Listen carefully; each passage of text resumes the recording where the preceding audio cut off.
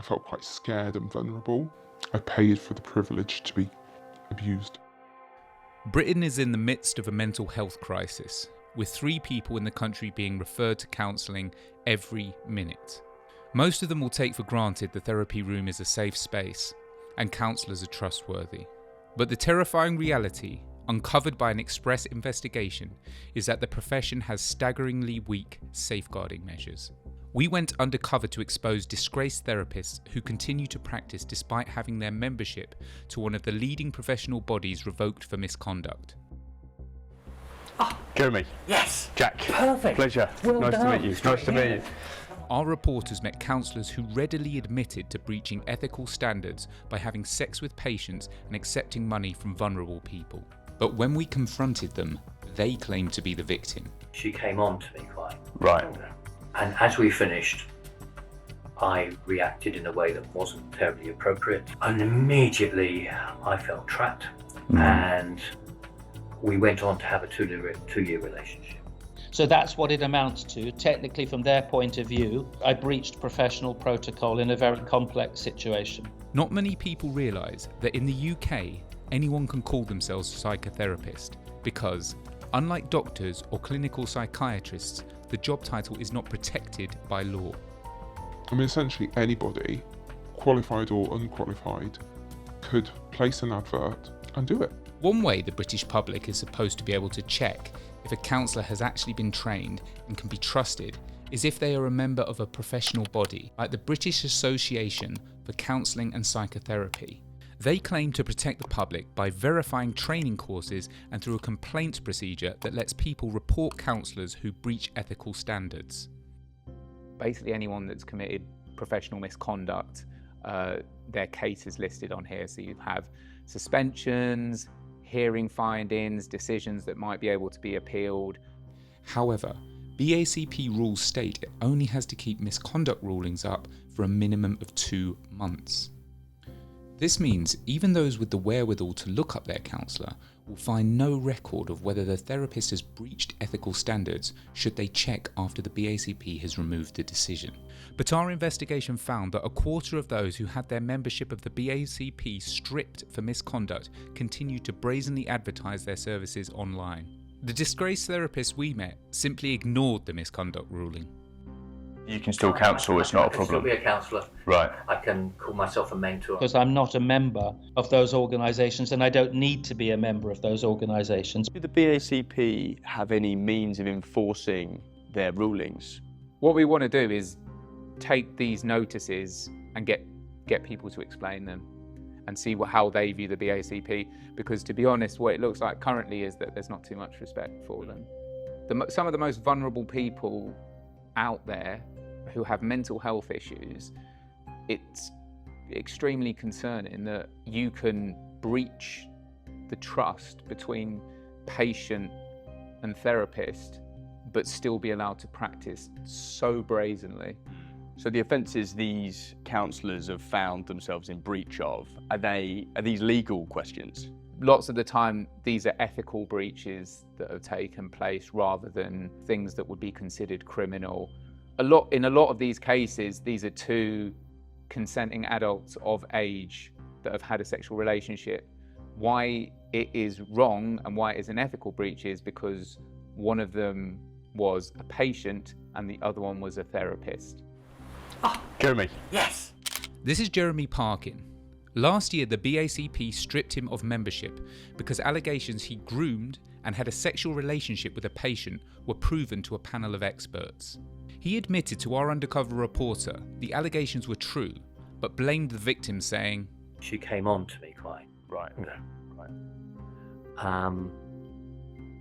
And as we finished, I reacted in a way that wasn't terribly appropriate. Right. And immediately I felt trapped. And we went on to have a two-year relationship. I was in the wrong, but it wasn't about going on and having sex with a client, and I felt I was entrapped, ensnared, whatever, and I couldn't get out. I've just been to see Jeremy Parkin, who is a counsellor in Buckingham. So I got the ruling out and showed Jeremy in black and white the allegations put against him, and he was surprised initially that I had put that to him. It was at the end of the session. He then came clean and said that the allegations were correct and true, but that he had been manipulated by the client and also by the BACP, and he didn't have a good word to say about the BACP. Mr. Parkin is a counsellor that has had a sexual relationship with a client. If a doctor had behaved in the same way, I think we take a very dim view of that. Not only did he have sex with the client, he is now still continuing to practice. Jeremy Parkin was not the only therapist who admitted to breaking the BACP Code of Ethics. I've been a therapist for 35 years. This is Asher Quinn. He has had 2 complaints filed against him with the BACP. He was also found by the professional body to have taken financial advantage of a patient whom he also exchanged inappropriate and sexualised information and objectively sexual emails with. He charged just £75 for an hour session over Zoom. And when we asked him about the ruling against him, Quinn said he'd left the BACP of his own choice because being tied down by ethical rules didn't fit with his approach. I stopped being a member about 5 or 10 years ago simply because I really have a spiritual perspective and they don't. So they are more tick box governmental approach, that it needs to sort of not be controversial. My spiritual approach is controversial to some people because some people deny the spiritual element and deny the value of it. Discussing the ruling against him, Quinn's explanation was that he'd only had allegations proven against him on a technicality. And eventually she made a complaint that I had breached ethical protocol by going outside the therapy and allowing her to sort of be part of my life. So technically that was correct. So they considered that it was a breach of therapeutic protocol. We shared sections of our undercover sessions with Jonathan Coe from the Professional Boundaries Company. He said there was clear evidence from both Parkin and Quinn of victim blaming, and there was a significant lack of professional responsibility and comments that show attention is not on the needs of the client. The consequences of having no measures to stop therapists who breach ethical procedures is that predators who target vulnerable people can continue without consequence. We met someone who claimed they'd been sexually assaulted and financially exploited by their therapist. I felt quite scared and vulnerable. I remember the deafening sound of this clock ticking, as I would be quite desperate to mobilise my feet. I remember thinking, if I could feel my feet right now, I could get up and walk out and get out of here. But I kind of lost my ability to speak in those moments. Decided that I would be better if him and sat next to me, which I couldn't say no to.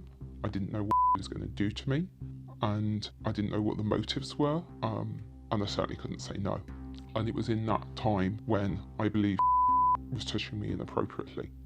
I paid for the privilege to be abused. We provided both Parkin and Quinn with Coe's analysis of our findings. In response, Jeremy Parkin claimed to no longer be working as a therapist. He did not explain why he would allow our reporter to book a session other than stating it was a mistake. He was also unable to clarify why 1 week later he sent a text message to see if the reporter would attend a second session. The disgraced therapist did acknowledge that he was totally at fault for the relationship which saw his accreditation removed, but said he had resentment in relation to the process. "I'm not a threat and never have been," he claimed. In response to Coe's analysis, Quinn refuted it, saying he had learned a lot from the process but was heavily critical of the BACP. Quinn defended his self-described maverick methods, arguing they were effective. He also said his membership was not withdrawn and that he resigned years earlier. Mind, one of the leading mental health charities in the UK, said our findings were deeply disturbing and the very opposite of the basic dignity and respect people with mental health problems need and deserve. We also shared our findings with the Department of Health and Social Care, who said anyone seeking therapy deserves to have confidence and trust in the system and individual providers. which is why we urge the use of qualified practitioners accredited by the Professional Standards Authority for Health and Social Care. Only a third of the nearly 200,000 therapists practicing in Britain even have a membership of a professional body, so the vast majority remain unregulated. Those practicing without credentials are essentially free to repeatedly breach ethical standards without consequence. This means for those who fall victim of abuse in a therapeutic setting that doesn't meet the threshold for criminal charges, there is no method for securing any form of justice. In a response to our investigation, a BACP spokesperson said, "We take our responsibilities to hold our members to the highest professional and ethical standards very seriously, so clients have the best possible experience of therapy. But as a professional body operating in an unregulated industry, our public protection remit only extends as far as our current members. When a complaint about a member is received, we provide a fair, balanced and thorough conduct process. If a member is found through this process to have breached our ethical framework, they will face a sanction, which may result in the withdrawal of their membership. We are committed to protecting the public and to ensuring our members are meeting the highest professional and ethical standards."